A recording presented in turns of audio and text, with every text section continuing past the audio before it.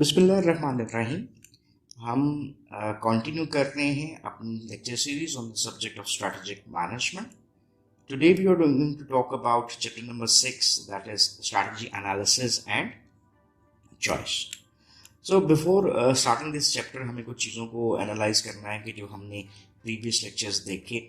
जैसे हमने last chapter number 5 में हमने डिफरेंट स्ट्रेटजीज को स्टडी करने की कोशिश की कि what are the different types of strategies जो कि एक ऑर्गेनाइजेशन अडॉप्ट कर सकती है। इससे पहले हमने जो चैप्टर्स देखे उसमें हमने चैप्टर 3 और 4 में फैक्टर इवैल्यूएशंस की।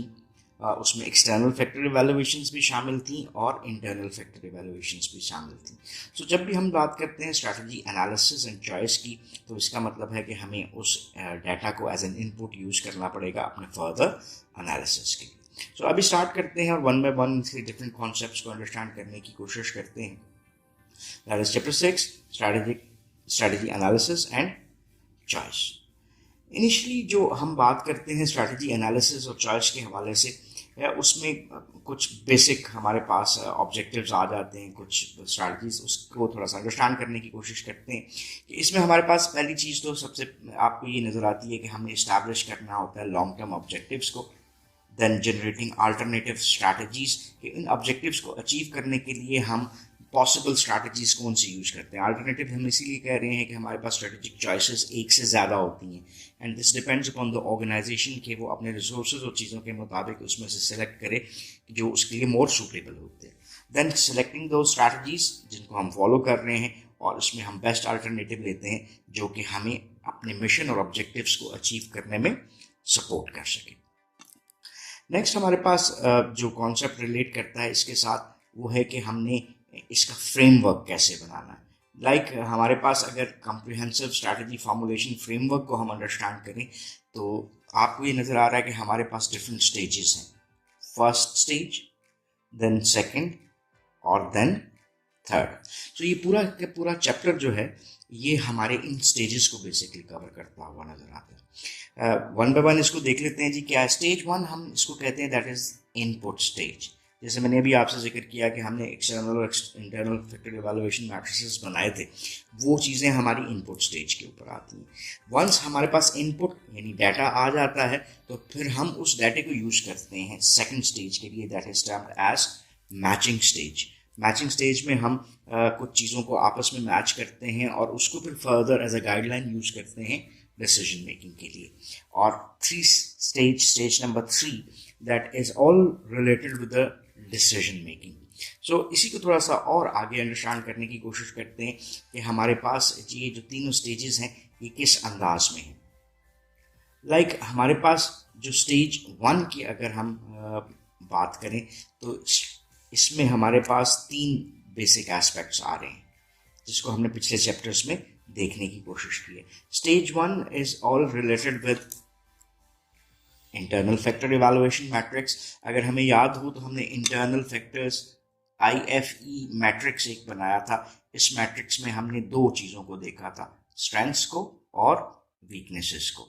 हमने स्ट्रेंथ्स की एक लिस्ट डेवलप की थी, वीकनेसेस की एक लिस्ट डेवलप की थी, उनको different types of weights allocate किए थे, देन की रेटिंग्स की थी और इन दोनों को जब हमने आपस में मल्टीप्लाई किया था तो हमारे पास एक फिगर आ गई और उस फिगर को जब हमने टोटल किया था तो हमारे पास 1 to 4 की रेटिंग के बीच में जस्ट एक एग्जांपल 2.83 आ गया था। ये हमारे पास IFE मैट्रिक्स का एक तरह से डाटा आया। स्टेज 1 में हम यही अज्यूम कर रहे हैं कि ये चीज़ हम पहले से क्रिएट कर चुके हैं। सेम इसी फॉर्मेट को फॉलो करते हुए हमने EFE मैट्रिक्स बनाया था। EFE matrix is related with external factor evaluation matrix. तो एक्सटर्नल फैक्टर इवैल्यूएशन में जैसे हमने इंटरनल में स्ट्रेंथ्स और वीकनेसेस को लिया था एज डिफरेंट फैक्टर्स, यहाँ पे हमने अपॉर्चुनिटीज़ को, और ये हमने एक तरह से लिस्ट बनाई थी अपॉर्चुनिटीज़ की। देन हमने देखा था कि व्हाट आर द थ्रेट्स, उसकी एक लिस्ट बनाई थी एंड देन वेट्स एलोकेट किए थे, उनकी रेटिंग्स दी थी और इसी तरह से हमारे पास इनको जब हमने मल्टीप्लाई किया तो हमारे पास कुछ डाटा आया और अगेन वो रेटिंग फ्रॉम 1 to 4 था और 1 to 4 की रेटिंग में हमारे पास कोई भी फिगर आ गई। जस्ट एक एग्जांपल, हमने 3.11 का हमारे पास डाटा आया था। ये दोनों चीज़ें इनपुट स्टेज का डाटा है। जिसको हम फर्दर स्टेज 2 के ऊपर यूज करेंगे. सो और देन कंपैटिटिव प्रोफाइल मैट्रिक्स, इसमें डिफरेंट कंपैटिटिव फर्म्स जो हमारे साथ compete कर रही होती हैं उसका डाटा आ जाता है. सो अज्यूमिंग इन दिस चैप्टर कि हम ये सारे एनालिसिस पहले से कर चुके हैं, और अगर आप इन एनालिसिस को रिवाइज करना चाहते हो तो आप चैप्टर नंबर 3 और चैप्टर नंबर 4 की डिफरेंट वीडियोस हैं उनको एज अ गाइडलाइन यूज कर सकते हैं. This leads us towards another stage, और ये स्टेज हमारी रिलेट करती है मैचिंग के साथ. सो ये जो चैप्टर जिसको अभी हम चैप्टर नंबर 6 के नाम से बुला रहे हैं, जिसको हम स्टडी कर रहे हैं, इस इनपुट की बेस के ऊपर हम क्या करेंगे कि हम मैचिंग में जाएंगे. ये जो डाटा हमारे पास दोनों मैट्रिसेस से आया है उससे हम फर्दर एनालिसिस कर सकते हैं. लाइक वी कैन डेवलप स्वॉट matrix, we can develop space matrix, then we can develop BCG matrix, that is further इसको अगर हम डिटेल में बताते हैं तो Boston consulting group. IE matrix, that is internal and external matrix, then grand strategy matrix. ये हमारी stage number 2 बनती है, जिसको हम इस चैप्टर में एज अ गाइडलाइन यूज करते हुए नजर आएंगे. तो फर्दर जो डिफरेंट वीडियोस होंगी उसमें आप वन बाय वन डिफरेंट जो हमारे पास मैट्रिसेस हैं उनको डेवलप करना सीखेंगे. तो ये हमने एक मैट्रिसेस की आपके सामने डिटेल रख दी. इससे आगे अगर हम मूव करते हैं तो इस चैप्टर के हवाले से हमारे पास स्टेज नंबर 3 आ जाती है, और stage number 3 is related with कि हम यहाँ से इसका डिसीजन करें. Let me show you the original diagram, जहाँ से हम इस सारे की सारी स्टेजेस को एक डायग्राम की सूरत में देख सकते हैं. बिफोर जंपिंग टू दैट हल्का सा रिवाइज करते हैं कि हमने चैप्टर नंबर 2 में विजन एंड मिशन और उसको देखा था. देन हमने एक्सटर्नल ऑडिट परफॉर्म किया था, इंटरनल ऑडिट परफॉर्म किया था, और देन हमने डिफरेंट टाइप्स ऑफ ऑब्जेक्टिव्स और स्ट्रैटेजीज को देखा था. And now we are heading towards chapter number 6. Chapter number 6 में हमने जो 3 स्टेजेस की बात की उसको थोड़ा सा अंडरस्टैंड करने की कोशिश करते हैं. ये हमारे सामने 3 स्टेजेस आपको नजर आ रही हैं. पहली स्टेज इनपुट, जिसमें हमने इन तीनों एनालिसिस को अज्यूम किया कि हम पहले कर चुके हैं. स्टेज 2 में हम इन 5 डिफरेंट मैट्रिसेस को बनाना सीखेंगे, और डिसीजंस की जो स्टेज है उसमें इन मैट्रिसेस की बेस के ऊपर QSPM, that stands for quantitative strategic planning matrix, इसको बनाने की कोशिश करेंगे. सो ये तमाम की तमाम चीज़ें हम इस चैप्टर में सीखने की कोशिश करेंगे. यहाँ पे अगर हम करते हैं तो this is a comprehensive strategy formulation framework, जिसकी तीनों स्टेजेस को हमने डिटेल में देख लिया. फर्दर अगर हम करते हैं तो हमारे पास पहली स्टेज क्या आई, इनपुट स्टेज, जिसमें हमने डायग्राम में भी देखा, और यहाँ पर भी हम देखते हैं कि हम इनपुट के टूल्स को रिक्वायर कर रहे होते हैं, और ये हमें एज अ स्ट्रैटेजिस्ट क्वांटिफिकेशन में हेल्प करते हैं कि हम डिफरेंट डाटा को क्वांटिफाई कर लें in the early stages of the strategy formulation process. Then हम मैचिंग स्टेज के ऊपर आ गए, जहाँ पे हमने 5 डिफरेंट मैट्रिसेस, अगेन वही 5 डिफरेंट मैट्रिसेस को बनाना सीखना है, और देन हम मैचिंग की तरफ चले जाते हैं. सो इसको यहाँ पर हम ख़त्म करते हैं इस लेक्चर को कि ये मैचिंग हमारे लिए क्या बनती है.